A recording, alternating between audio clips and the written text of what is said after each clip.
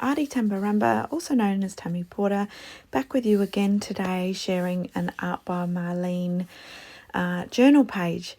This was in my lined book, so this is my sort of visual diary kind of project that I've just started this year and really enjoying, and often it's a jumping off point to a bigger project. So I'll just go through what I used. I do add all the links in the comments. So I used the lined journal, I used the sticky glue, I've used a girl from an older Paper Elements pack, the Back to Nature one. I've used the awesome dual acrylic paint pens. I just love them. So yeah, can't stop playing with those. So they're used, and I used a couple of the coloured washi tapes, and I used the Black and White Moments collage paper as well. So I dig out from my box of sort of leftover bits and pieces, I dig out that girl, and the main reason I chose her, she's got her eyes closed, and I've got an idea for a page here. So I guess this project is a journal of what's happening around me, what's going on, things that have happened during the month. And we haven't had any rain here in Australia, in South Australia and Clare, for weeks and weeks and weeks, and we've had really, really hot temperatures. Lots of days over sort of 38 and 40, which is in Celsius, so that's really hot, so way over 100. So everything's looking a bit sad, everything's dry, we're desperate, the farmers, the grape growers, everyone, the gardens are all desperate for some rain. So I wanted to do something to do with it raining, but have lots of colour and stuff like that. So I was thinking about this girl dreaming of it raining. So she got her eyes closed, that's why I chose her. And I just did a bit of a collage of a couple of heels, and I used 2 lots of the black and white paper, and I purely did that because I sort of was thinking, well, it represents the dry ground. There's no colour. It's quite drab. So that's where my thought process was with that. And I did forget to mention too that I did pre-gesso my page. When I'm adding paint and stuff to these pages, I do often put a really thin coat of white gesso down. So I've done that. Okay, so I'd also dug out of my little box of tricks that pink sort of archy section of paper that was just left over from a bit of paper. I think I made a little booklet, and that was just cut off the edge, and I just thought, that looks like clouds. So that was my jumping off point for the clouds. And then I thought, well, the washi tape also is cloud shaped. So I've kind of clustered a few onto my page, and then I am just coming in with my paint pens and building it out and adding more and more colour.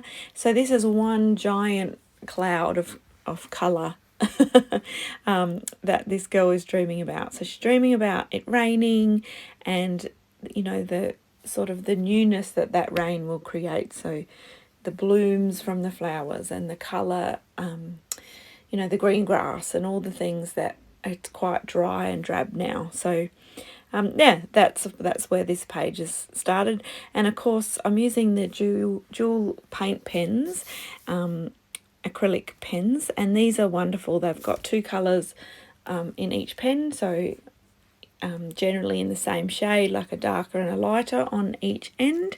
And I'm sorry about my big grey head getting in the way. I'm doing lots of doodling and focusing, so I tend to sort of get down closer to the page, so you'll just have to kind of ignore that part. If I could remove my head, I would, but I kind of just get lost in the creating. So I'm drawing lots of little rainbows, and I'm adding a few hearts, and I'm sort of working with the yellows and the teals and the pinks and the purples and the blues, a bit of red as well. And you'll just see that I'm just building up layers. The beauty of these pens is they're very opaque, so they go over the top of anything. And if you don't like a particular colour that you've put down, or a combination of that colour, you can just go straight over the top of it with a different colour and it will cover it up. It's quite magic. So I'm adding little raindrops, colour raindrops, and I'm adding little hearts here and there coming out from the giant cloud.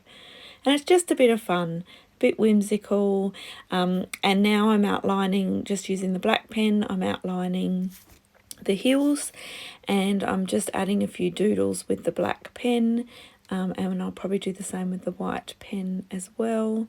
Adding a few dots here and there into sort of some plainer sections that I've got going on. So it's a gorgeous, big, colourful, rainbowy cloud. And while I keep on doodling and adding bits and pieces, I think I will just tell you a little bit about this project. So I've got lots of pages to show. I keep forgetting to photograph them. So hopefully I will remember to do that, and then you can see what I have been creating in it. But as I said, it's in the small line journal. It's kind of, when it's open, it's like an A4, so I guess it's an A5 size. And these were a new release with Marlene this year, and they are just so fun because it's a great way for me to start if I'm having a little bit of time in my studio, perhaps a couple of hours, and I plan to do a video. Sometimes doing a page in this first, it just warms me up, gets the creative juices flowing. As I've said, because it's not a really thick mixed media paper, it's just thin paper. So I always put some gesso down first, but because of that, it takes the pressure off completely, and it just means that I can play to my heart's content. I'm not overthinking it. I'm not worried about the end result as much as I am in my art journal. So it's really fun, and it often just gives me a jumping off point to an idea that I then take into my big art journal. But it's just somewhere that I can express myself. As I said, I talk about what's happening in my life. It's a bit like a visual diary. And it's a place where I can journal and get some of my feelings down and, throw some colour around and not be too perfect about it. The projects are usually quite quick in here, much quicker than in my art journal. Probably not as many sort of layers and not so many techniques in it. It's just about me having some fun. So speaking of journaling, I'm just adding a quote now. So it says, some people feel the magic of rain and others just get wet. And I thought it was perfect for this girl. So I also add in some journaling just about how it's so dry around here, and everything just looks, it's just sad. Everything's brown, everything's crispy. We really need a good rain just to bring on some of that colour, some of the green to pop, some of the colour to come out. But it is quite sad, and the farmers, we really feel for everyone, all the industries in our area. So I'm just journaling about that. And so what I've done is I've added a little bit of grass underneath my girl so that it kind of signifies that little hint of colour that's starting to come from that rain cloud. So I've got lots and lots of colour popping off of the cloud, and that just represents what rain brings. So it's lots of fun. I love these pens. I can't stop using them. They are such high quality. They're very opaque, so they cover things up really well, and they don't fluff. You don't have to prime them. They're just really easy to use. So I will just leave you with some close-ups, and thanks for letting me share this project with you today, and I hope it gets you inspired and gets you creating. So as always, I really, really love it when you leave me a comment.